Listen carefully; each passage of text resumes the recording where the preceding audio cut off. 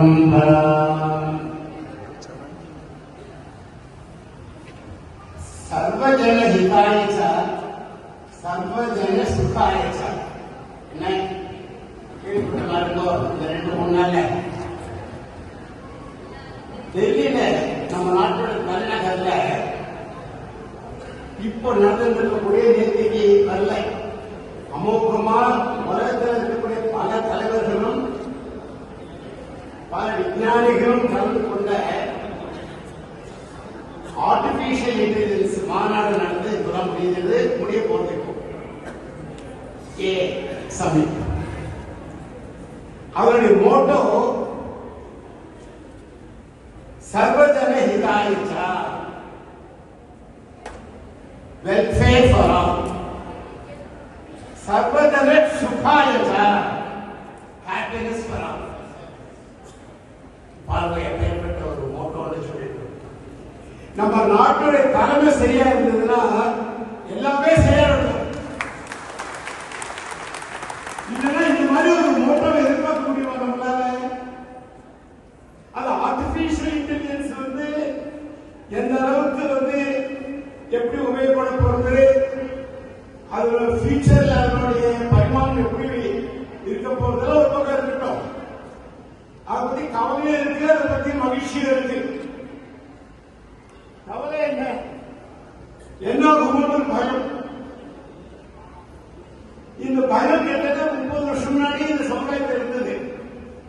Computer வந்த புதுசுல நமக்கு தான் ஞாபகம் இருக்கும், ஐயோ என்ன ஆகுது, இந்த நாட்டில் இருக்கிற மக்களுக்கு வேலை வாய்ப்பு போயிடும், மனிதர்கள் புத்தி வேலை செய்யாது, எல்லாம் கம்ப்யூட்டர் வேலை செய்யும், கம்ப்யூட்டர் தான் யாருக்கும் வேலை இருக்காது. எனக்கே ஞாபகம் இருக்கு. கிட்டத்தட்ட 30 வருஷம் முன்னாடி வீதியில பயந்து நடிக்கிட்டு இருந்தாங்க. உங்களுக்கு ஞாபகம் இருக்குமே. ஆனா இப்ப என்னாச்சு, எந்த கம்ப்யூட்டரால வேலை போக நினைச்சாலும் அந்த கம்ப்யூட்டர் தான் வேலை லட்சக்கணக்கான பேருக்கு நாட்டில் உலகத்திலையும் சரி அல்லவா. சரி, இந்த ஆர்டிபிஷியல் இன்டெலிஜென்ஸ் இருக்கு, அது 2 நிமிஷம் அந்த ஆர்டிபிஷியல் இன்டெலிஜென்ஸ் சனாதன தர்மத்தை எப்படி நோக்கம், எப்படி அதை பார்வை இருக்கும். நான் இப்போ சென்னையிலிருந்து வரும்போது யோசனை பண்ணிட்டு வந்தேன். என்ன தோல்வி தெரியுமா நண்பர்களே, நம்ம சனாதன தர்மத்துல ஹையர்கி சொல்றியா படிநிலைகள், அது என்னென்ன? சாஸ்திரம், குரு, அனுபவம், இதுதான் படிநிலைகள். நமது சனாதன தர்மத்தில் இதுதான் வேதமும் ஒரு இடத்துல சொல்றது. அந்த பட்சத்துல ஸ்ருதி பிரத்யக்ஷமைதிஹ்யம் அனுமான சதுஷ்டயம். பாருங்க, நம்ம வேத காலத்திலிருந்து சனாதன தர்மத்துல நமக்கு எவ்வளவு ஒரு லிபர்ட்டி கொடுத்திருக்காங்கன்னு சொல்லிக்கிறோம். சாஸ்திரம் ஒன்று சொல்றது, குரு வழிகாட்டுறார், உன் அனுபவம் என்ன, இதெல்லாம் சேர்த்து வச்சு நீ முடிவு பண்ணு அப்படின்னு யாரு சொல்ற? வேதம் சொல்றது. ஸ்மிருதி பிரத்யக்ஷமயம் அனுமான சதுஷ்டயம். அதே வேதத்துல ஒரு இடத்துல வருது, உங்களுக்கு தெரியும், மேதாசூத்திரம் இருக்கு, மேதாதேவின்னு ஆரம்பிப்பாங்க. இந்த இன்டெலிஜென்ஸ் இருக்கு, இந்த இன்டெலிஜென்ஸ் பற்றி எடுத்து போகும் வகையிலும் பிரார்த்தகமாக இருப்பதால் இந்த மேதாசூத்திரம். சரி, இந்த ஆர்டிபிஷியல் இன்டெலிஜென்ஸ் இதுக்கு என்ன சம்பந்தம்? இந்த ஆர்டிபிஷியல் இன்டெலிஜென்ஸ் நான் எப்படி பார்க்கிறேன்னா ஆக்மெண்டட் இன்டெலிஜென்ஸா பார்க்கிறேன். இதனால 2 பக்கமும் இருக்கு. இப்போ ஆர்டிபிஷியல் இன்டெலிஜென்ஸ் எல்லா துறையும் போகுது. ஒன்றில வரும்போது பார்த்துட்டு இருந்தேன், ஒரு வேத வாக்கியத்துக்கு பதம் சொல்ல முடியுமான்னு கேட்டேன். டு மை சர்ப்ரைஸ், நீங்களும் கேட்ட ஆச்சரியப்படுவேன். அந்த வாக்கியத்தை பதமா பிரிச்சு சயனாச்சாரியோட கோடிப்பேட்டை ஐயோ இதெல்லாம் ரொம்ப இருக்கேன்னு சொல்லிட்டு பதம் பதமா பிரிச்சு வாக்கியத்தை யதோக்தமாக யதாவிதியாக கதையல்ல கற்பனை அல்ல கட்டு கதையல்ல சைனாச்சாரிய பாஷத்தை எடுத்து எக்ஸாம்பிளா காமிக்கிறது. இப்போ சொல்லுவோம் இந்த ஏஐ வந்து நம்ம கண்ட்ரோல் பண்ண முடியுமா? முடியும். ஏனெனில் ஏஐ நமக்கு இன்ஃபர்மேஷன் கொடுக்கலாம், வழிகாட்டலாம். ஆனால் it cannot instill bhakti, it cannot instill sadhana. That can come only from our guru. Knowledge யாரெல்லாம் கொடுக்கலாமே. இப்போ ஏஐ சொல்ல போகுது, அவ்வளவுதான் விஷயம். சரி, அதான் இருக்கட்டும்.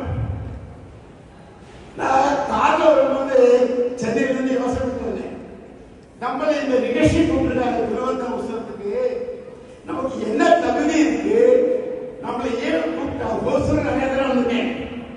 உங்களுக்கே தெரியும், சந்தியாவதன கேம்ப் நடந்தது, பஞ்சாயத்து பூஜை நடந்திருக்கு, இந்து சமுதாயத்தில் இருக்கக்கூடிய அனைத்து பிரிவினருக்கும் இந்து மதங்களை பற்றி ஆயிரக்கணக்கான பேர் கலந்து கொண்ட அந்த நரசிம்மன் வந்திருக்காரு என்ன தெரியாது இருக்கேன். ஏற்பாடு பண்ண பெரிய சபை இதே ஹோட்டல் நடந்து வந்திருக்கேன். ஒரு நாள் மட்டும் பஞ்சாயத்து பூஜை நடந்தது, நூற்றுக்கணக்கான பேர் பூஜை எடுத்திருந்தா. எனக்கு ஹோசூர் புதுசு இல்லை, ஆனால் இந்த நிகழ்ச்சியை நம்ம கூப்பிட்டுருக்காங்க, நமக்கு என்ன தகுதி இருக்கு உடனே புரிஞ்சுட்டு இவளை கூப்பிட வச்சுட்டு அவங்க இவ சும்மா கூப்பிடல. என்ன I'm 100% sure. மொத்த நீ சர்மாசாஸ்திரம் கூப்பிட்டு நான் சொல்லிட்டா, அவ மனசுல புகுந்து யார் தெரியுமா? பரம பூஜை விசேஷ தீர்த்த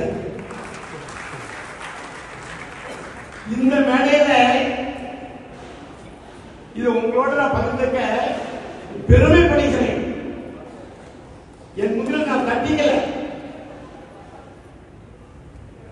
என்கிட்ட அவ்வளவு வாசிப்புற பல முறைகள் வந்து பழகியிருக்க. சின்ன குழந்தைய அருகில வச்சது சாக்லேட் கொடுத்தா எப்படி சந்தோஷப்படுமோ அந்த மாதிரி பல அறிவுரைகளை கூட இருக்கிறார். அப்போ ஒரு தடவை நான் வந்து உரிமை எடுத்து கேட்டேன். சென்னையில விஜில் அப்படின்னு ஒரு ஸ்தாபனம், அந்த ஸ்தாபனத்துக்கு நான் வந்து செக்ரட்டரியா, ஃபவுண்டர் செக்ரட்டரி, ஜாயின்ட் செக்ரட்டரி தெரியுமா? நீங்க சொன்ன நம்புவீங்கள? சாக்ஷாத் நீதி அரசர் சுவாமிநாதன் அவர்கள்.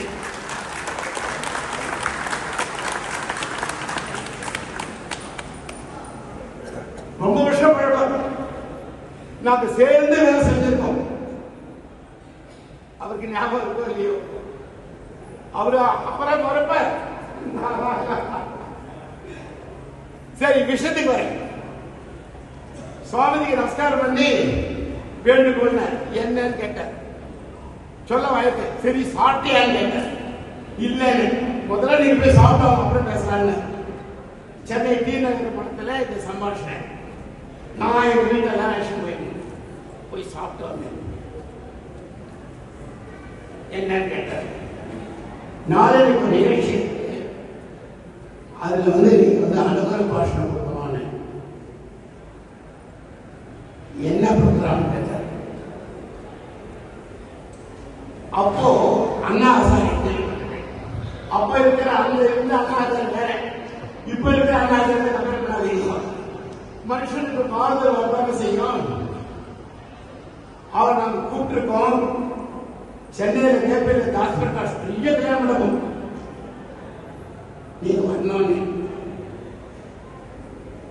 அவர் ஒத்துனது மாத்திரம் இல்ல, 40 நிமிஷம்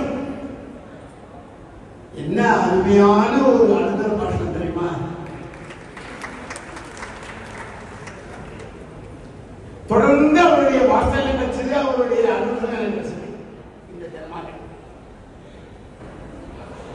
அவரை பத்தி நிறைய ஆச்சாரியர் சொல்லிட்டார். நான் ஒன்றும் ஆட் பண்ணுறதுக்கு ஒண்ணுமே இல்லை. ஒரே ஒரு விஷயத்தை ஒன்று பகிர்ந்துக்கிறேன். இப்ப நினைச்சாலும் பிள்ளை இருக்கிறது. அயோத்தியா ராம ஜென்ம பூமி மூவ்மெண்ட்ல கடந்த 40 வருஷமா சுவாமிநாதன் அவர்களும் நானும் என்னை போன்று பல லட்சக்காரர் பேர் ஈடுபட்டிருக்கிறோம். பல சாது சன்னியாசிகள் பீடாதிபதிகள் நமக்கு அனுப்புற வழிதான். அதுல நேரடியாக களத்தில் இறங்கி வேலை செஞ்சது ஒரு சிலர். அதுல உடுப்பி பையாமன் ஆச்சார்